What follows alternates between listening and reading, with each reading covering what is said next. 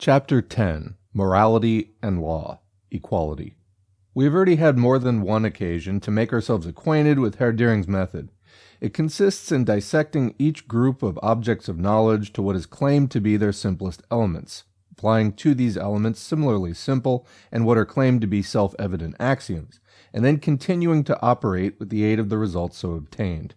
Even a problem in the sphere of social life, quote, is to be decided axiomatically, in accordance with particular simple basic forms, just as if we were dealing with simple basic forms of mathematics, unquote.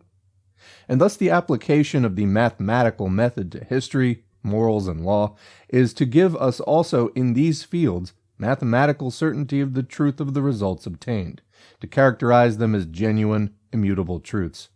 This is only giving a new twist to the old favorite ideological method, also known as the a priori method, which consists in ascertaining the properties of an object by logical deduction from the concept of the object, instead of from the object itself. First, the concept of the object is fabricated from the object, then the spit is turned round, and the object is measured by its reflection, the concept. The object is then to conform to the concept, not the concept to the object.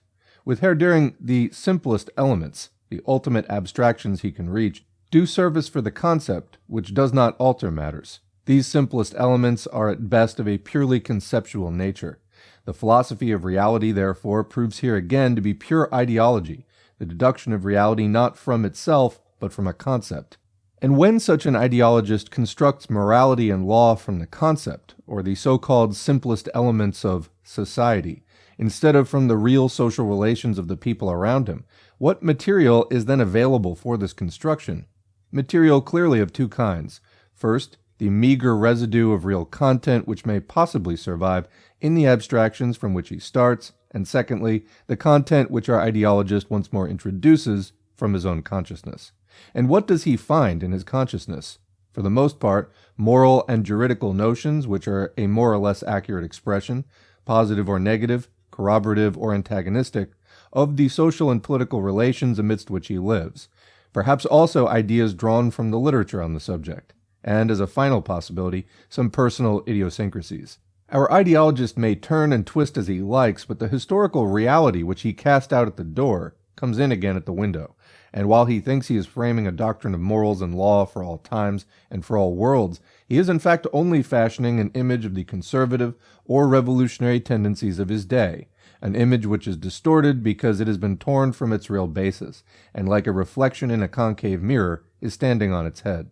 Duhring thus dissects society into its simplest elements, and discovers in so doing that the simplest society consists of at least two people. With these two people, he then proceeds to operate axiomatically, and so the basic moral axiom naturally presents itself, quote, "Two human wills are as such entirely equal to each other, and in the first place the one can demand nothing positive of the other," unquote.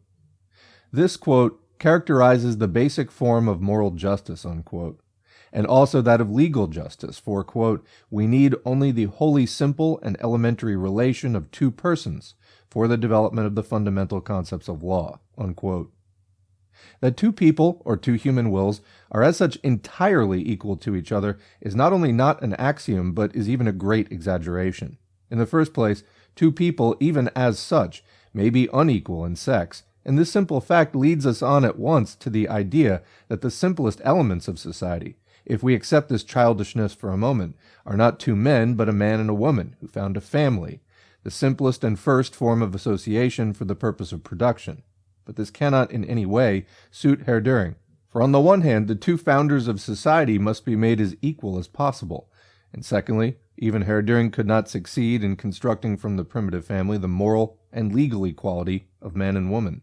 One thing or the other, either the Duhringian social molecule, by the multiplication of which the whole of society is to be built up, is doomed beforehand to disaster, because two men can never by themselves bring a child into the world, or we must conceive them as two heads of families, and in that case the whole simple basic scheme is turned into its opposite.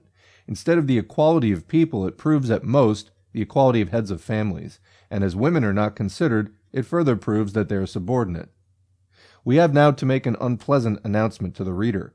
that from this point on, for some considerable time, he will not get rid of these famous two men. In the sphere of social relations, they play a similar role to that hitherto played by the inhabitants of other celestial bodies, with whom it is to be hoped we have now finished. Whenever a question of economics, politics, etc. is to be solved, the two men instantly march up and settle the matter in the twinkling of an eye, quote, axiomatically. An excellent, creative, and system-creating discovery on the part of our philosopher of reality. But unfortunately, if we want to pay due regard to truth, the two men are not his discovery. They are the common property of the whole 18th century. They are already to be found in Rousseau's discourse on inequality, where, by the way, they prove axiomatically the opposite of Herr Dühring's contentions. They play a leading part with the economists, from Adam Smith to Ricardo, but in these they are at least unequal in that each of the two carries on a different trade. As a rule, one is a hunter and the other a fisherman, and that they mutually exchange their products. Besides, throughout the 18th century, they serve in the main as a purely illustrative example, and Herr Dühring's originality consists only in that he elevates this method of illustration into a basic method for all social science and a measure of all historical forms. Certainly it would be impossible to simplify further the, quote, strictly scientific conception of things and men, unquote. In order to establish the fundamental axiom that two people and their wills are absolutely equal to each other, and that neither lords it over the other, we cannot use any couple of men at random. They must be two people who are so thoroughly free from all reality, from all national, economic, political, and religious relations which are found in the world, from all sexual and personal peculiarities, that nothing is left of either of them beyond the mere concept, human being, and then they are, of course, quote, entirely equal. They are, therefore, two complete phantoms conjured up by that very Herr Dühring, who is everywhere scenting and denouncing, quote, spiritistic tendencies. These two phantoms are, of course, obliged to do everything which the man who conjured them into existence wants them to do, and for that very reason all their artifices are of no interest whatever to the rest of the world. But let us pursue Herr Dühring's axiomatics a little further. The two wills can demand nothing positive of each other. If, nevertheless, one of them does so, and has its way by force, this gives rise to a state of injustice, and this fundamental scheme serves Herr Dühring to explain injustice, tyranny, servitude, in short, the whole reprehensible history of the past. Now Rousseau, in the essay referred to above, had already made use of two men to prove, likewise axiomatically, the very opposite. That is, given two men, A cannot enslave B by force, but only by putting B into a position in which the latter cannot do without A, i.e. dependency, a conception which, however, is much too materialistic for Herr Dühring. Let us put the same thing in a slightly different way.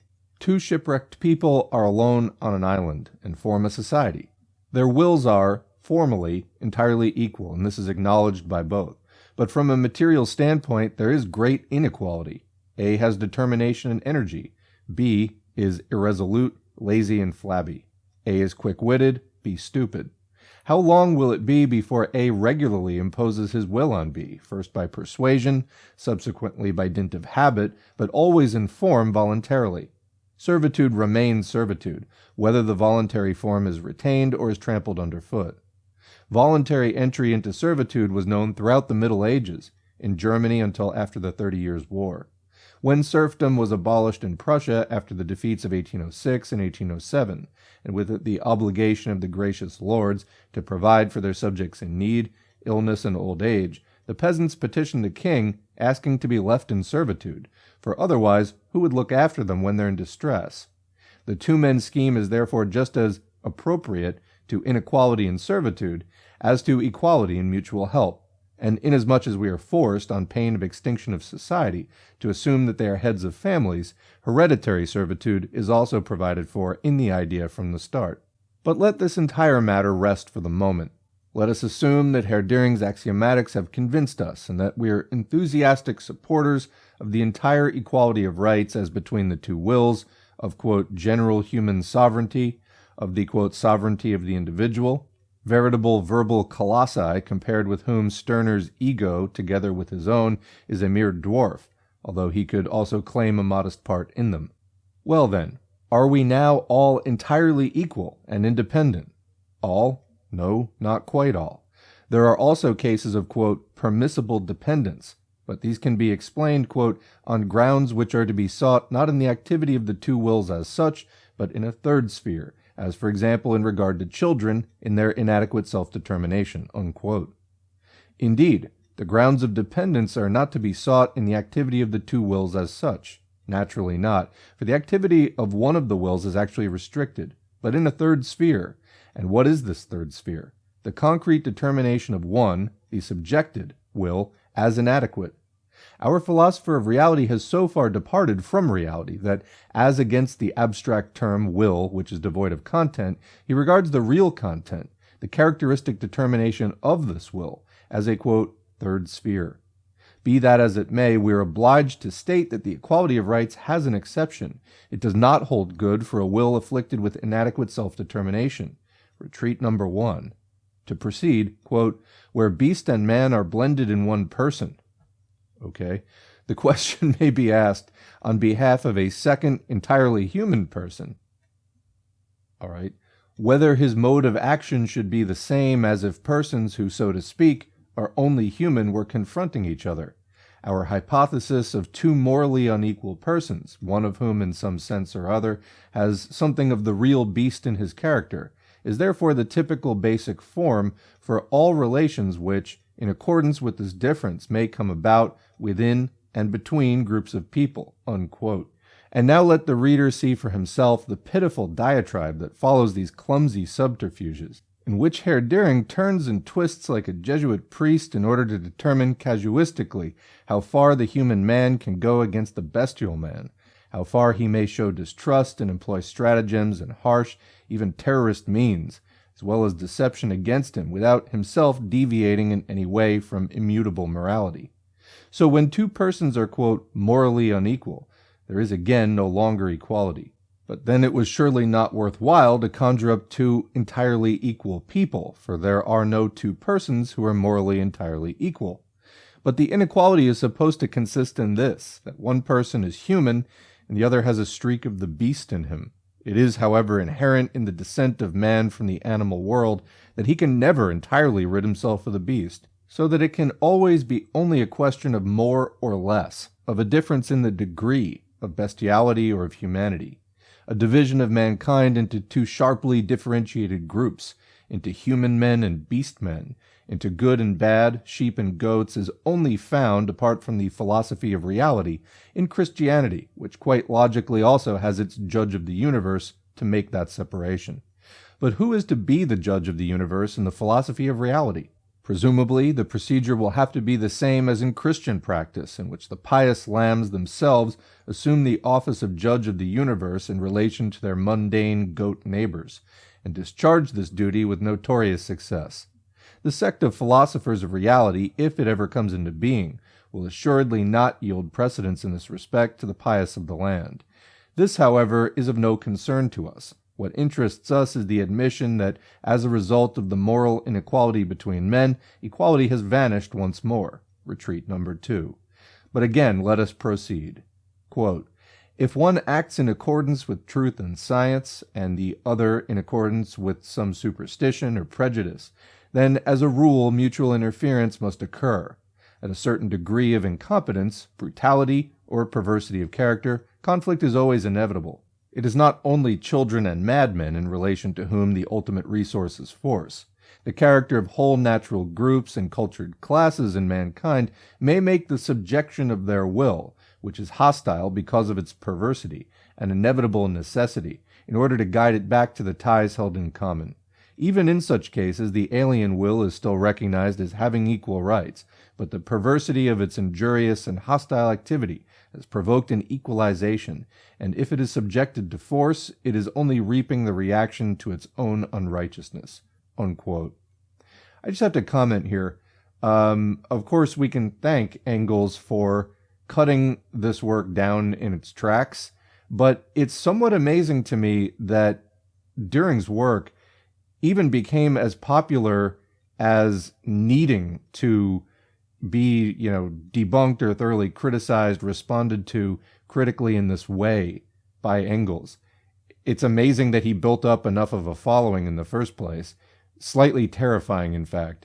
But we can again thank Engels for at least helping to cut it down, and only allowing it to go as far as it went. Continuing. So not only moral, but also mental inequality is enough to remove the, quote, entire equality of the two wills, and to call into being a morality by which all the infamous deeds of civilized robber states against backward peoples, down to the Russian atrocities in Turkestan, can be justified.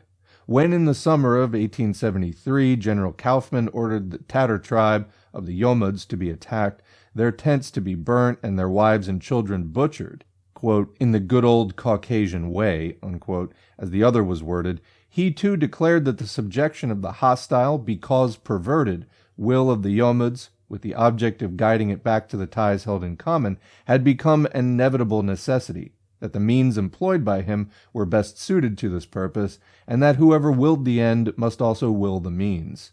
Only he was not so cruel as to insult the Yomuds on top of it all, and to say that it was just by massacring them for purposes of equalization that he was recognizing their will as having equal rights.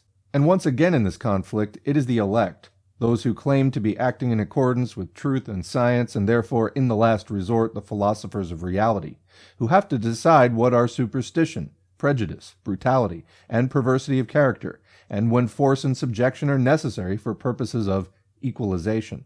Equality is, therefore, now equalization by force, and the second will is recognized by the first to have equal rights through subjection. Retreat number 3, here already degenerating into ignominious flight.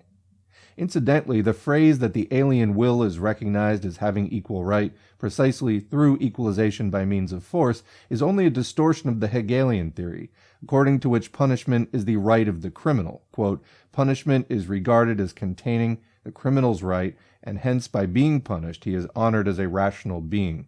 Unquote, from the Rex Philosophiae. With that, we can break off.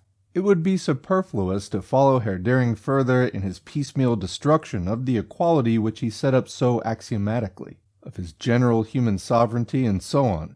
To observe how he manages to set up society with his 2 men, but in order to create the state, he requires a third, because to put the matter briefly, without a third, no majority decisions can be arrived at. Without these, and so also without the rule of the majority over the minority, no state can exist. And then how he gradually steers into calmer waters where he constructs his socialitarian state of the future, where one fine morning we shall have the honor to look him up. We have sufficiently observed that the entire equality of the 2 wills exists only so long as these 2 wills will nothing, that as soon as they cease to be human wills as such, and are transformed into real, individual wills, into the wills of 2 people, equality comes to an end. That childhood, madness, so-called bestiality, supposed superstition, alleged prejudice, and assumed incapacity on the one hand, and fancied humanity and knowledge of truth and science on the other hand, that therefore every difference in the quality of the 2 wills, and in that of the intelligence associated with them, justifies an inequality of treatment which may go as far as subjection. What more can we ask, when Herr has so deep-rootedly, from the ground up, demolished his own edifice of equality? But even though we have finished with Herr shallow, botched treatment of the idea of equality, this does not mean that we have finished with the idea itself, which, especially thanks to Rousseau, played a theoretical, and during and since the Great Revolution a practical political role, and even today still plays an important agitational role in the socialist movement of almost every country. The establishment of its scientific content will also determine its value for proletarian agitation.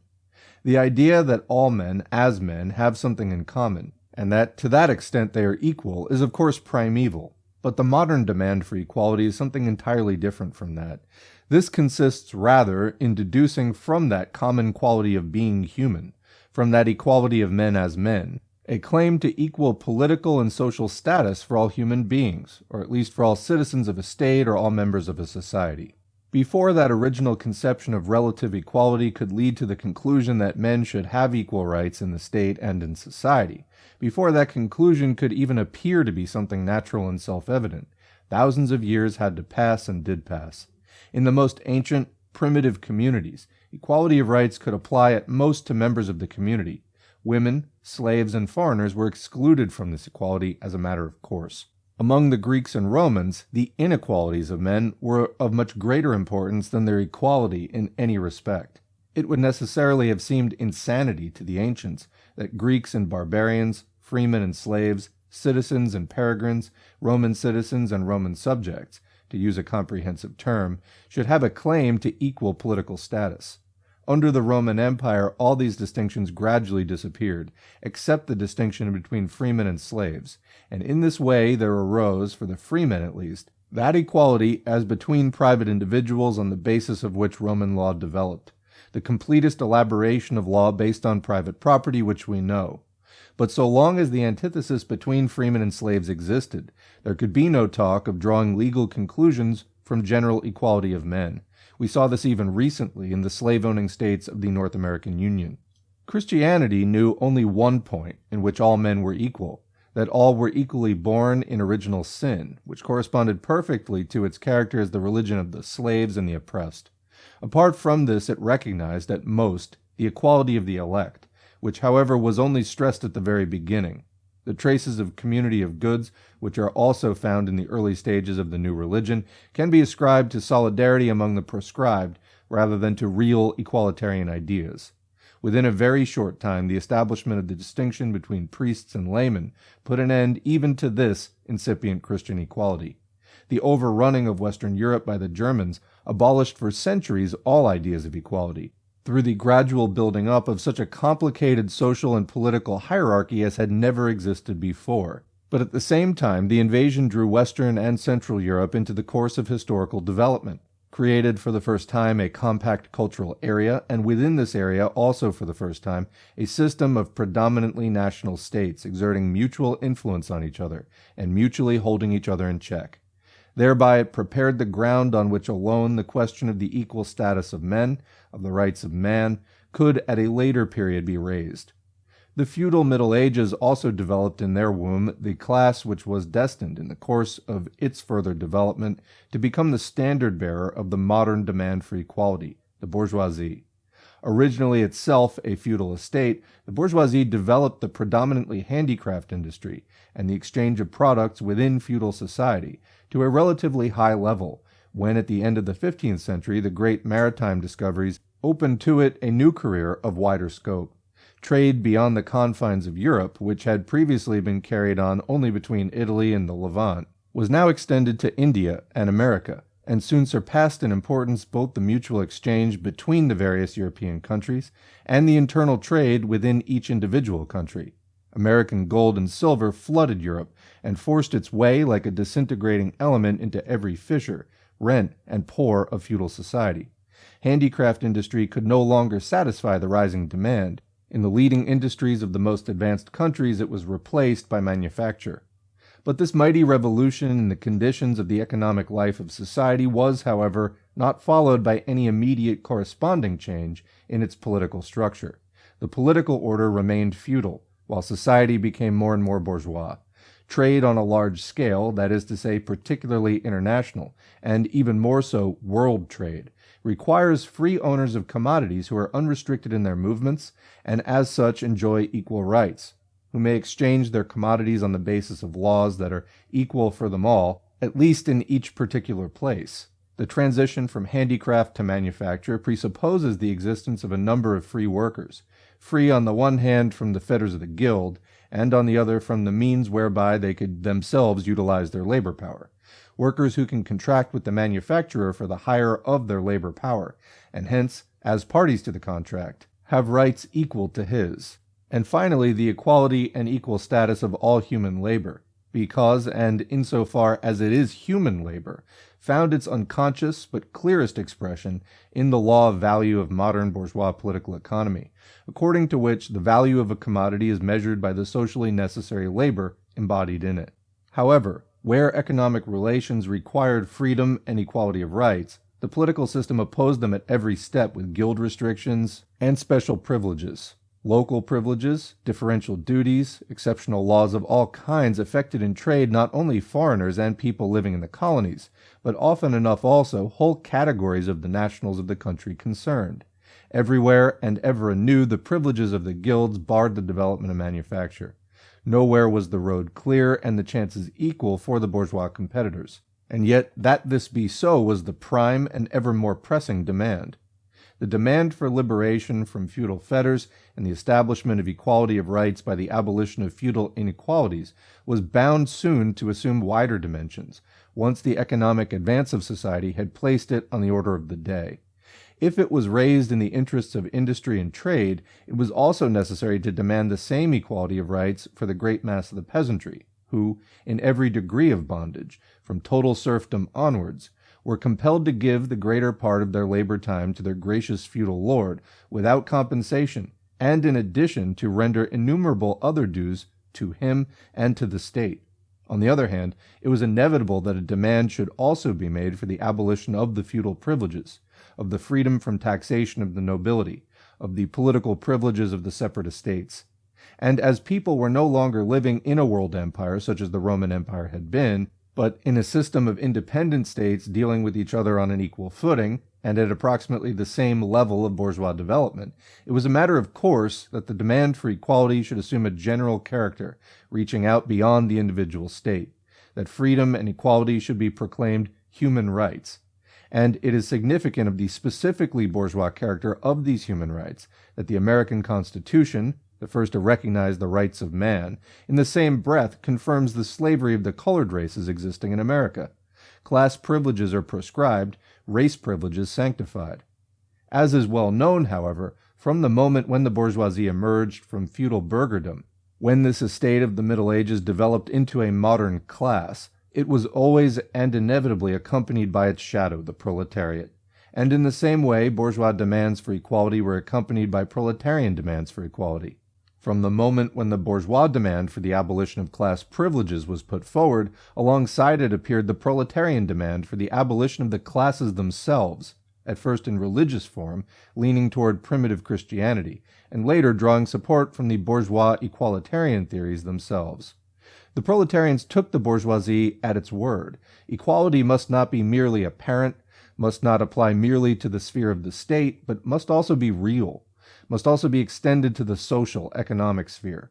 And especially since the French bourgeoisie, from the Great Revolution on, brought civil equality to the forefront, the French proletariat has answered blow for blow with the demand for social, economic equality, and equality has become the battle cry, particularly of the French proletariat. The demand for equality in the mouth of the proletariat has therefore a double meaning. It is either, as was the case especially at the very start, for example in the Peasant War, see Engels' work Peasant War in Germany, says the editor, the spontaneous reaction against the crying social inequalities, against the contrast between rich and poor, the feudal lords and their serfs, the surfeiters and the starving. As such, it is simply an expression of the revolutionary instinct, and finds its justification in that, and in that only. Or, on the other hand, this demand has arisen as a reaction against the bourgeois demand for equality, drawing more or less correct and more far-reaching demands from this bourgeois demand, and serving as an agitational means in order to stir up the workers against the capitalists with the aid of the capitalists' own assertions. And in this case, it stands or falls with bourgeois equality itself. In both cases, the real content of the proletarian demand for equality is the demand for the abolition of classes. Any demand for equality which goes beyond that, of necessity passes into absurdity. We have given examples of this and shall find enough additional ones when we come to Herr Dühring's Fantasies of the Future. The idea of equality, both in its bourgeois and in its proletarian form, is therefore itself a historical product, the creation of which required definite historical conditions that, in turn, themselves presuppose a long previous history. It is therefore anything but an eternal truth, and if today it is taken for granted by the general public, in one sense or another, if, as Marx says, it, quote, already possesses the fixity of a popular prejudice, this is not the effect of its axiomatic truth, but the effect of the general diffusion and the continued appropriateness of the ideas of the 18th century. If, therefore, Herr Dühring is able without more ado to let his famous two men conduct their economic relations on the basis of equality, this is so because it seems quite natural to popular prejudice. And in fact, Herr Dühring calls his philosophy natural because it is derived solely from things which seem to him quite natural.